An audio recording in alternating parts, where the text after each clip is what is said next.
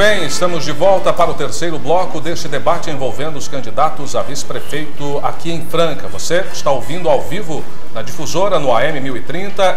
Esse debate também pode ser visto em tempo real na internet com som e imagem pelo www.gcn.net.br. E a cobertura completa também no Comércio da Franca, na edição desta sexta-feira. Neste bloco, a gente vai conhecer agora as regras dele. Neste bloco, os jornalistas farão perguntas aos 7 candidatos. O mediador sorteará o nome do candidato que responderá. Os jornalistas se alternarão nas perguntas. O padrão de tempo será o seguinte: 30 segundos para a pergunta, 1 minuto e meio para a resposta, 30 segundos para a réplica e 1 minuto para a tréplica. É assim, portanto, agora é jornalista e candidato. E eu sorteio então agora o nome do primeiro candidato que responderá à pergunta. É Gilson de Souza Filho. O jornalista Edson Arantes é quem vai perguntar. Jornalista, você tem 30 segundos para a pergunta. Candidato, sua escolha para ser candidato a vice-prefeito na chapa com a delegada Graciela tem sido muito criticada. O senhor tem apenas 28 anos e nenhuma experiência administrativa. O senhor não acha que esta falta de experiência pode prejudicar a administração da cidade caso seja eleito? Candidato, o senhor tem 1 minuto e meio para a resposta. Não, de maneira alguma. A idade não significa maturidade. O bom profissional começa jovem na sua carreira. O bom político também começa jovem. O exemplo disso tem o Oreste Quercia, começou jovem na política. O Sidney Rocha começou jovem na política. O Gilson de Souza começou jovem na política. E o governador Geraldo Alckmin começou jovem na política, foi prefeito aos 23 anos.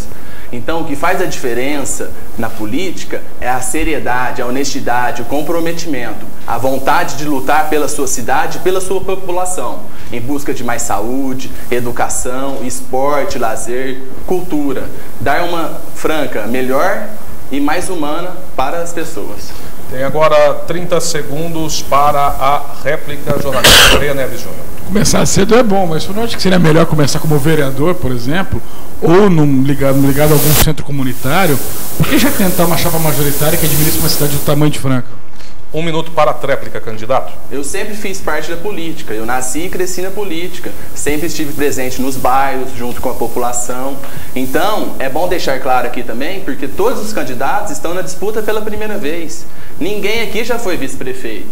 Então, o que faz a diferença é a vontade, a honestidade, a seriedade e o comprometimento em melhorar a sua cidade. Eu tenho muita experiência. Participei de várias audiências na Secretaria do Estado, junto com o secretário da Saúde e da Educação.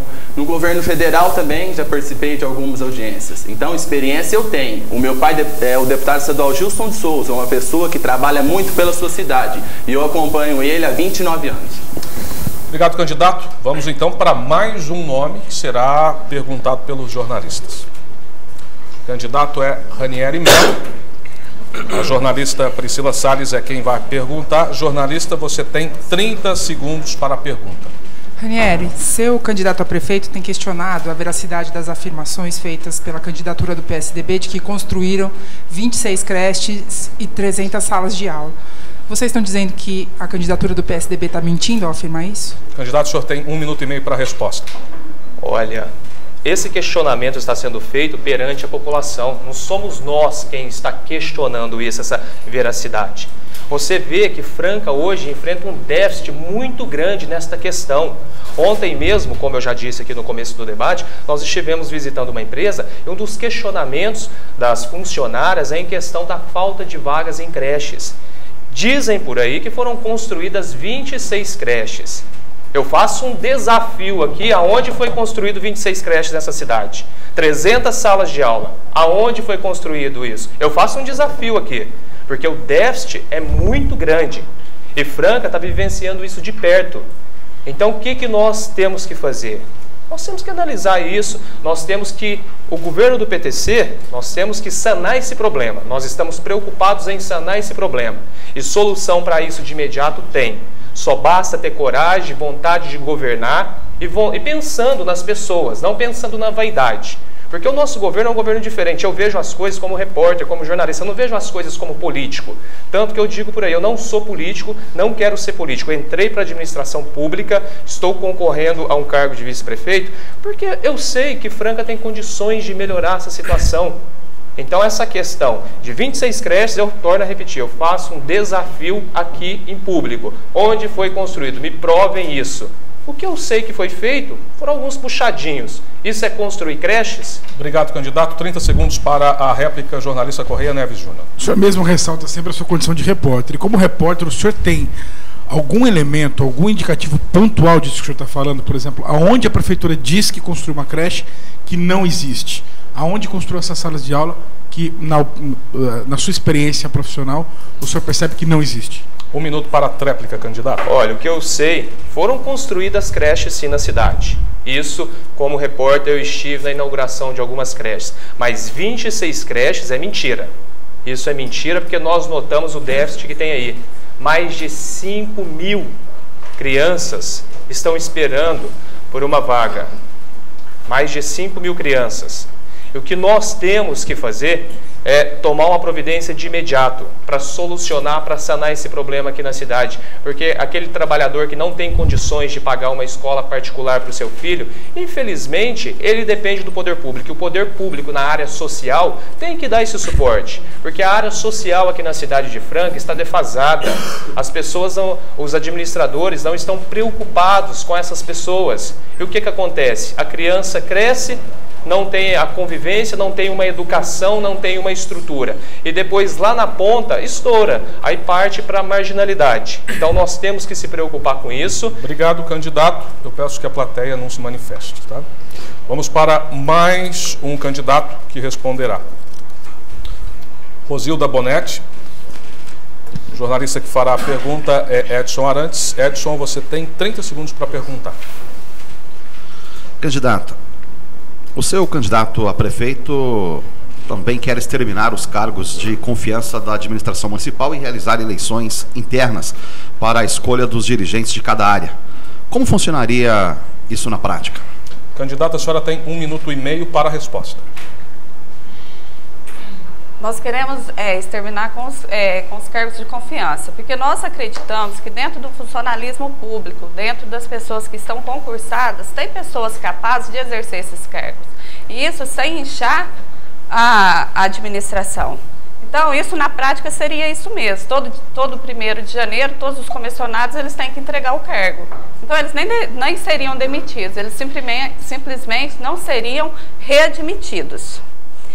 Em relação à votação dos diretores, isso é um pedido dos próprios professores. E hoje em dia se fala muito em gestão, e gestão educacional também está muito em alta hoje. E um dos critérios da gestão educacional é esse, é que comunidade, professores, coordenadores votem nos seus diretores.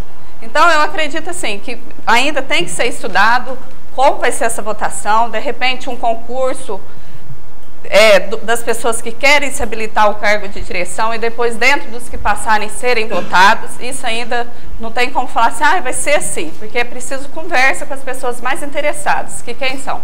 São os professores, são os pais, né, são os coordenadores e os próprios diretores também poderão ter uma voz, poderão falar o porquê não disso. Eles também poderão se explicar o porquê que não necessita disso. Mas eu acredito sim que dentro da administração da prefeitura... Obrigado, candidato. Agora 30 segundos para a réplica. Candidato, a senhora disse no início do debate, deu uma lição importante, disse que administrar é gastar menos do que se arrecada. Mas o seu partido, liderado pelo Hamilton Chiarello, propõe a construção de um hospital municipal público e a municipalização, ou seja, que a prefeitura crie uma empresa para transporte coletivo, tudo isso sem aumentar impostos. Como é que é essa mágica? Bom, isso não vai ser mágica. Isso não vai ser mágica porque vai ser um processo que vai acontecer, né, paulatinamente. Em relação à municipalização do hospital, trazer um hospital municipal para Franca, o que nós buscamos e a nossa preocupação é estarmos à mercê da Santa Casa, que de repente dá um um CRI, nós vamos fechar as portas e a população fica aí. A população de Franca, ela não pode ficar à mercê disso. Ela tem que ter um trabalho sério, um trabalho coerente e um trabalho que esteja atendendo realmente a população. E não só, completando um outro debate que teve anteriormente, não só a população de Franca, mas as pessoas que vêm de fora, elas não podem chegar aqui e encontrar as portas fechadas. Que faça todo um processo, que seja atendido, que faça um processo que depois mande para essa prefeitura para receber. Mas nós não podemos também ser omissos em relação a isso. Obrigado, candidata. Vamos então para mais um candidato que responderá a perguntas feitas pelos jornalistas aqui presentes. Marco Aurélio Chui vai responder a pergunta feita pelo Edson Arantes. 30 segundos para a pergunta, Edson.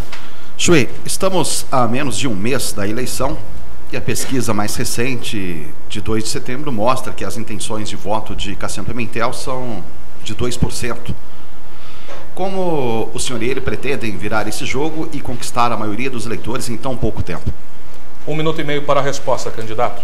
Olha, todas as vezes que Cassiano e eu estamos na rua, estamos divulgando a nossa campanha, conversando com pessoas, nós temos recebido muitos elogios. No caso do Cassiano, da sua capacidade de gerência, por já ter sido um gestor público e é um professor de gestão. No meu caso, pela atitude, por estar defendendo ideais, não só do meio do esporte, e pela história. Tenho recebido muito elogio na parte de compromisso, dedicação, ética, cidadania, que são os valores do PV. Temos certeza que esse nível de... essa estatística, né, ela foi realizada num bairro, e provavelmente um bairro que não tem o conhecimento do que é um PV, do que é a história e das propostas do Partido Verde. Nós estamos muito animados com essa campanha, estamos recebendo muitos elogios, muitas pessoas estão querendo se aderir, agora ser filiada ao PV, e estamos fazendo a nossa parte. E a gente sabe que não vamos ficar nesse índice de 2%, e que nós temos o compromisso também de fazer vereadores aqui na cidade. Muito bem, 30 segundos agora para a réplica. Correia Neves Júnior. Candidato, o fato é que são 3 pesquisas diferentes, 2 promovidas pelo Comércio Datalink, uma pelo Ibope, PTV, que apontam esse índice de 2% para vocês, e cada uma das rodadas são realizadas em muitos bairros diferentes, bairros sorteados. Mas o fato é que às vezes no basquete, que é a sua origem, se estiver perdendo por 20 pontos e faltar 30 segundos de jogo, não dá para fazer milagre. O senhor acredita que esse tempo ainda não chegou na campanha? Dá para saltar desses 2% para, por exemplo, 30%, 35%, que eu poderia levá-lo ao segundo turno? Ou o senhor acha que vocês estão fazendo agora a figuração? Obrigado, Júnior. Candidato, o senhor tem 1 minuto para a tréplica. Olha, foi interessante você comentar a parte esportiva, né? Eu me lembro em 1999, quando o Franca foi jogar a final contra o Vasco da Gama, não tinha um amigo meu que falou que a gente ia ganhar o jogo. Nós ganhamos um jogo dentro do Vasco da Gama, lá no Maracanãzinho, com 30 mil torcedores de futebol. Por que que nós ganhamos esse jogo? Porque nós acreditamos em nós. Então, dentro do esporte não existe o lema de desistir. Você pode perder uma partida de 20, não tem problema. Você aprende com aquilo, você conhece pessoas, você mostra ideais, você se posiciona. E isso pode trazer muito mais benefícios do que a derrota. Então, estamos contentes de estar aqui, colocando as nossas ideias, se compromissando com um trabalho sistêmico, com um trabalho diferenciado de integração de secretaria, integração do ser humano. Essa é a diferença. As pessoas podem votar na tradição, na política tradicional, que as pessoas prometeram, querendo fazer. Obrigado. Vamos então para mais um candidato, vamos sortear aqui, que vai responder a pergunta formulada pelos jornalistas. Candidato é Vanderlei Tristão. Quem vai perguntar em 30 segundos é o repórter Edson Arantes. Edson. Vanderlei, seu candidato a prefeito, Marco Aurélio Biagi, defendeu durante a sabatina do GCN a ampliação da Guarda Civil Municipal de 60 para 350 membros, que serão utilizados para fazer a vigilância das escolas. O senhor concorda com esta proposta? 1 minuto e meio para a resposta, candidato. Plenamente. É só a gente ver a situação da segurança no município para a gente atestar que há necessidade disso. A Guarda Municipal hoje é uma guarda que trabalha com um número limitado de pessoas e que nem arma tem. Então, que guarda seria essa? Nós queremos que a Guarda Municipal, por exemplo, trabalhe nas escolas, fazendo ronda nas escolas, e que essas rondas feitas pela Guarda Municipal libere a Polícia Militar para que possa ir à busca de criminosos. Então eu acho que nós precisamos reestruturar a Guarda Municipal. E é isso que nós vamos fazer, para melhorar a qualidade da segurança na nossa cidade. O senhor não teme que esse aumento no número de pessoas tão abrupto cause desequilíbrio no orçamento da prefeitura? Essa é a primeira coisa. A segunda coisa, a Câmara Municipal proibiu a guarda de atuar na fiscalização de trânsito.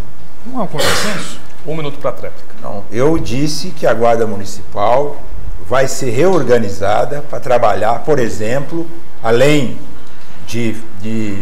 do patrimônio público, que ela é a função principal, ela vai trabalhar com a ronda nas escolas.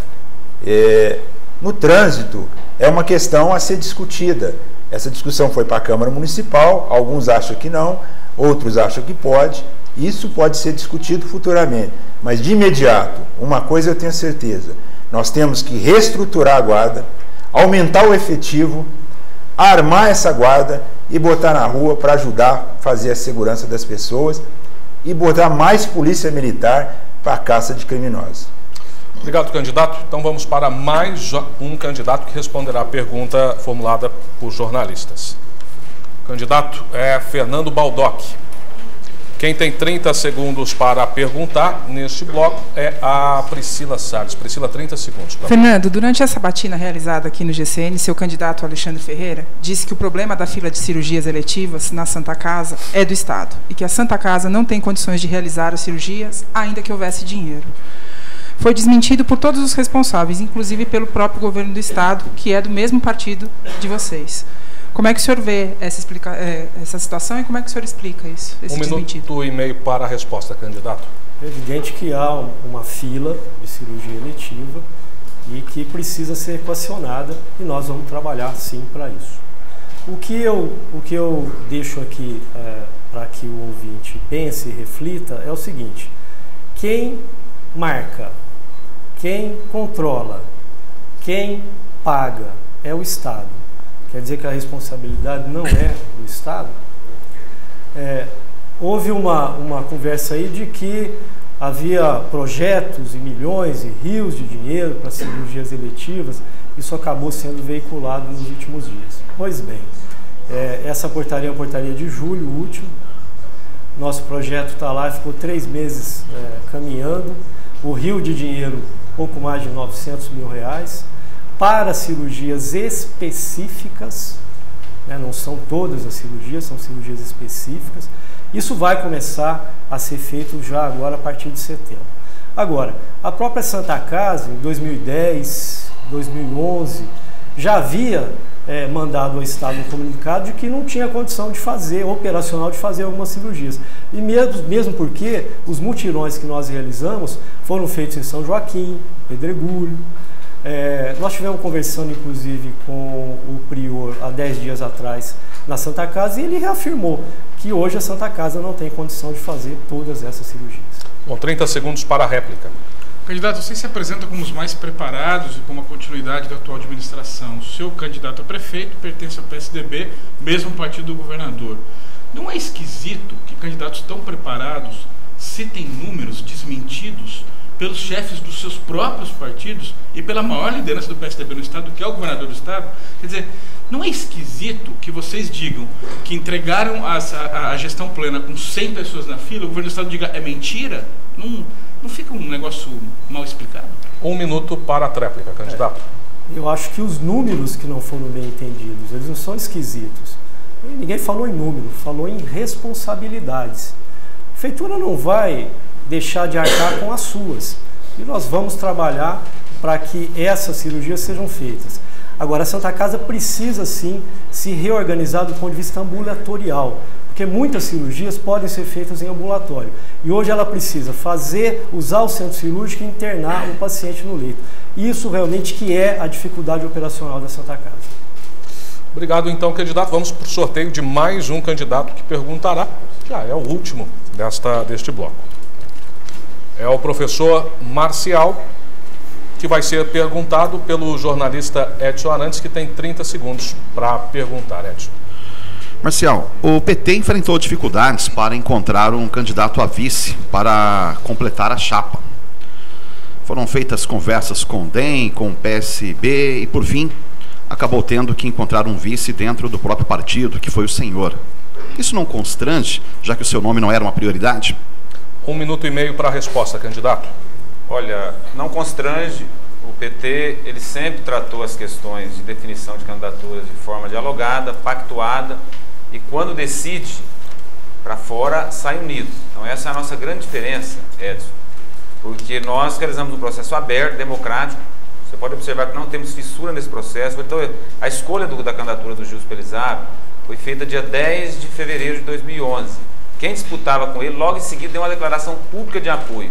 É diferente de candidatos que disputaram prévias, que acabou produzindo uma rachadura, especialmente na candidatura do governo. Hoje não tem isso. Eu sou o presidente do partido em Franca, meu nome era um nome que já era ventilado, nós tentamos construir algumas alianças. Qual foi o problema? O problema foi o seguinte: nós não abriríamos mão de uma candidatura a vice que pudesse dar consistência para a chapa apenas em função de 2, 3, 4 segundos de televisão. Então essa foi uma decisão do partido, eu acatei essa decisão e, claro, estou compondo a chapa com o Gilson Pelizar e vou colaborar com o debate da cidade. Agora, não há nenhum constrangimento, porque conosco tudo realizado de forma aberta e transparente, e aí, claro, a unidade após a decisão. Tem 30 segundos para a réplica. O senhor acha que ainda existe o ranço ao governo petista, principalmente a administração de Gilmar do Menis, da qual o senhor participou, ou o senhor acha que isso foi superado já e as pessoas não levam em consideração a experiência anterior na hora de decidir seu voto agora? 1 minuto para a tréplica. Olha, João, nós estamos na rua, eu e o Gilson Pelizar, estamos sentindo uma mudança. As pessoas têm percebido que aquele momento foi um momento de muita dificuldade econômica, de um país quase quebrado, tinha recorrido ao FMI pelo menos 3 vezes. Então, Franca passava por uma das maiores crises econômicas da sua história. Então, isso era uma circunstância, uma conjuntura muito distinta.